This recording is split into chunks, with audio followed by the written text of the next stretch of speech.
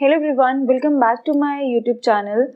Today we are going to discuss about Harrod-Domar model. तो आज हम इस वीडियो में बात करेंगे about the introduction of this model कि इन्होंने किस चीज़ के ऊपर बात की है, क्या इन्होंने अपने विचारों को प्रस्तुत किया है, वो हम इस वीडियो में डिस्कस करेंगे.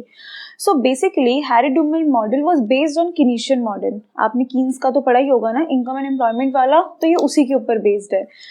आप इसको इस तरीके से भी कह सकते हैं कि ये एक डायरेक्ट आउटकम है जो कीन्स ने एनालिसिस किया था ना अपना शॉर्ट रन का, तो ये डायरेक्ट आउटकम है उसी का इनटू द लॉन्ग रन.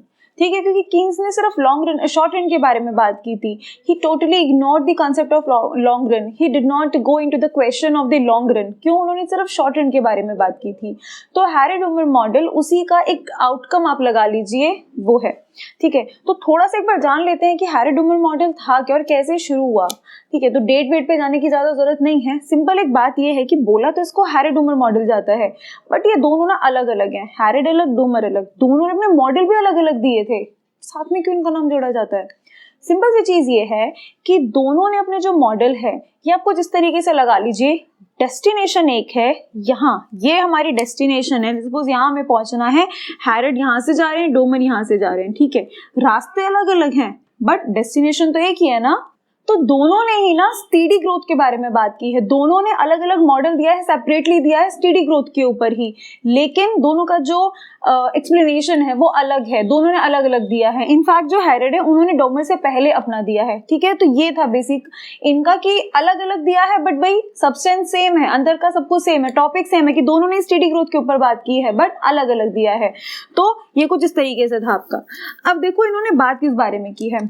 पहली बात इन्होंने किया स्टेडी ग्रोथ के बारे में. दोनों का ही जो मॉडल था स्टेडी ग्रोथ के ऊपर बेस्ड है. अब ये स्टेडी ग्रोथ क्या है?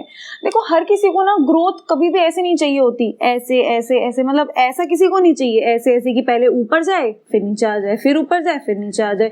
तो किसी को ना ये वाला चीज चाहिए ही नहीं. हर किसी को चाहिए कि ग्रोथ जो है, अगर आप ग्राफ में जाओगे तो हर किसी को चाहिए कि जो ग्रोथ है वो ऊपर ऊपर ऊपर ही ऊपर जाए.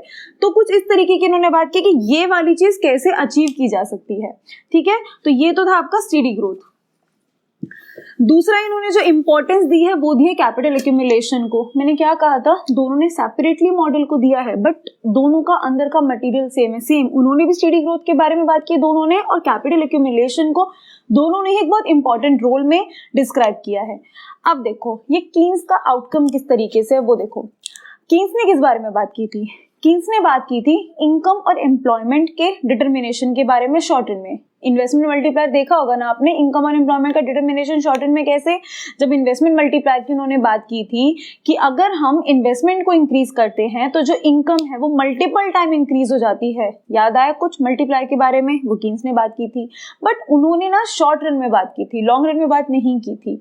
दूसरा उन्होंने सिर्फ इन्वेस्टमेंट का एक ही पॉइंट पकड़ा था, वो था कि जो इन्वेस्टमेंट है that is only related to the income. अब अगर हम थोड़ा सा एक दूसरी तरफ और जाएं तो एक क्लासिकल इकोनॉमिस्ट के बारे में भी देखते हैं. ठीक है, कि देखो इन्वेस्टमेंट है जो, अगर हम कीन्स की बात कर रहे हैं तो कीन्स ने इसको सिर्फ किससे रिलेट किया? इनकम से. अगर हम दूसरी तरफ क्लासिकल इकोनॉमिस्ट की बात करते हैं तो क्लासिकल इकोनॉमिस्ट ने बात की, उन्होंने भी इन्वेस्टमेंट के ऊपर प्रेशर डाला था कि इन्वेस्टमेंट होनी चाहिए, इन्वेस्टमेंट इंक्रीज होनी चाहिए. बट अल्टीमेटली उन्होंने क्या कहा था कि इन्वेस्टमेंट इंक्रीज होगी, तो उन्होंने इन्वेस्टमेंट को सिर्फ रिलेट किया था प्रोडक्शन कैपेसिटी के साथ. ठीक है, कि इन्वेस्टमेंट इंक्रीज होगी तो सिर्फ प्रोडक्शन इंक्रीमेंट के साथ उन्होंने रिलेट किया था. तो दोनों ने इंडिविजुअल दोनों ने बात की, इन्वेस्टमेंट की भी इन्होंने की, कीन्स ने भी और क्लासिकल ने भी. इन्होंने रिलेट किया सिर्फ इनकम के साथ और इन्होंने किया उसे प्रोडक्शन कैपेसिटी के साथ लिंक किया.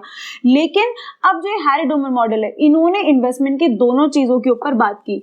यानी कि इनका जो अल्टीमेट था वो था आपका ड्यूअल इम्पैक्ट ऑफ इन्वेस्टमेंट लगा लो, ड्यूअल इफेक्ट ऑफ इन्वेस्टमेंट लगा लो, कुछ भी लगा लो. ठीक है, यानी कि इन्वेस्टमेंट के दोनों ही चीजें. पहली कौन सी है आपके पास में? पहली है आपकी इनकम जनरेशन. ठीक है, इनकम जनरेशन. और इनकम जनरेशन कैसे? Through the multiplier.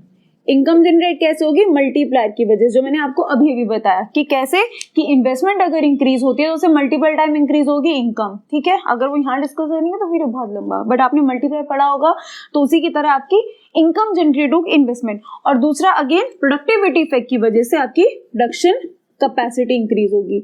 तो इन्होंने जो बात की है हैरेड-डुमर मॉडल ने, इन्होंने इन्वेस्टमेंट के दोनों ही पहलुओं के ऊपर डिस्कस किया है, ठीक है। यानी कि जो कीन्स थे उन्होंने एक के ऊपर बात की, क्लासिकल ने दूसरे की, और इन्होंने दोनों ही चीजों को रिलेट किया है। तो अल्टीमेटली जो हैरेड-डुमर मॉडल है ना, वो इसी चीज के ऊपर बेस्ड है कि उन्होंने इन्वेस्टमेंट के दोनों ही पहलुओं को नोटिस में लिया है, उन्होंने दोनों ही चीजों के ऊपर बात की है।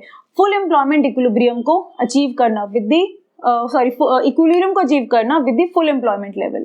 तो ये बोलते क्या है? सो अकॉर्डिंग टू हैरेड-डुमर मॉडल क्या होना चाहिए कि जितनी इन्वेस्टमेंट अगर आपकी बढ़ रही है तो जितनी इनकम जितनी डिमांड जनरेट हो रही है, इन्वेस्टमेंट बढ़ेगी तो डिमांड भी जनरेट होगी और एक तरफ आपका आउटपुट भी जनरेट होगा। अगर इनकम इंक्रीज होगी तो डिमांड इंक्रीज होगी, प्रोडक्शन इंक्रीज होगा तो आउटपुट इंक्रीज होगा। तो इनको ऐसा मानना है कि हम कब जो है आपका equilibrium plus full employment level पे जा सकते हैं कि जितनी डिमांड इंक्रीज होती है, ठीक है। अगर हम बात करें डिमांड की, कि जितनी डिमांड इंक्रीज होगी और जितना आपका आउटपुट इंक्रीज होगा, तो दोनों चीजें मैच होनी चाहिए। मैच इन द सेंस, अगर आउटपुट इंक्रीज होता है, आपके पास सप्लाई रहती है करने के लिए, उसको पूरा करने के लिए उतनी डिमांड भी होनी चाहिए, ठीक है। कि ऐसा नहीं होना चाहिए ना कि आउटपुट आपने 100 यूनिट्स का कर लिया है और डिमांड 50 की हो रही है, तो 50 वाला तो सामान खराब हो गया। तो इसलिए कि डिमांड उतनी जनरेट होनी चाहिए जितनी रिक्वायर्ड है, यानी कि आउटपुट। अब अगर ऐसा नहीं हुआ, क्योंकि दोनों चीजें इन्वेस्टमेंट की वजह से इंक्रीज हो रही है, एक तरफ इनकम से तो डिमांड जनरेट होगी और दूसरा आपका प्रोडक्शन कैपेसिटी है, यानी कि आउटपुट बढ़ेगा आपका। अगर ऐसा हुआ, क्योंकि इन्वेस्टमेंट हम कॉन्स्टेंटली कर रहे हैं, अगर हम इकोनॉमी के अंदर आपने पढ़ा होगा इन्वेस्टमेंट की जाती है, हम इन्वेस्टमेंट किए जा रहे हैं, ना ही तो डिमांड बढ़े, ठीक है, ना ही लोगों की इनकम बढ़े, मतलब ना इनकम बढ़े और इनकम की वजह से डिमांड भी नहीं बढ़ेगी, कि लोगों की ना डिमांड बढ़े, इनकम ना बढ़े, सिर्फ इन्वेस्टमेंट इंक्रीज हुए जा रही है। तो क्या होगा? जो इन्वेस्टमेंट हो रही है वो अनयूटिलाइज्ड, जो भी हमारे पास प्रोडक्शन हो रहा है वो अनयूटिलाइज्ड हो जाएगा। उसकी वजह से क्या होगा कि जो हमारी एक्स्ट्रा लेबर फोर्स है वो अनएम्प्लॉयड रह जाएगी, क्योंकि हम करेंगे क्या जब हम प्रोडक्शन ही नहीं करेंगे? डिमांड ही नहीं होगी तो हम प्रोडक्शन क्यों करेंगे? और प्रोडक्शन नहीं करेंगे तो फिर हम लेबर का क्या करेंगे? तो वो अनएम्प्लॉयड रह जाएगी, तो वहां पे फुल एम्प्लॉयमेंट अचीव नहीं हो सकती, ठीक है। तो क्या इनका सिंपल सा जो मैंने आपको अभी बताया कि ये चीज जब होगी तभी जो है इक्विलिब्रियम भी आएगा और तभी फुल एम्प्लॉयमेंट लेवल भी होगा। सो अल्टीमेट अगर मैं बात करूं तो ये कुछ ऐसा एक रेट देखना चाहते हैं, they just wanted to seek a unique rate. Harrod Domar model wanted to seek, in this model they wanted to seek a unique rate, जिस रेट पे हम इन्वेस्टमेंट को इंक्रीज कर सके, यानी कि income and investment can raise, जहां पे उसे बढ़ाया जा सके, इन्वेस्टमेंट को बढ़ाया जा सके, ताकि जो फुल एम्प्लॉयमेंट लेवल है वो अचीव किया जा सके, इक्विलिब्रियम अचीव किया जा सके। So this is all about the introduction of Harrod Domar model. I hope कि आपको समझ आया होगा, कुछ अगर क्वेरीज होंगे तो वो भी क्लियर हुए होंगे। So thank you so much for watching my video, and if you like my video, like, share and subscribe my channel. Thank you.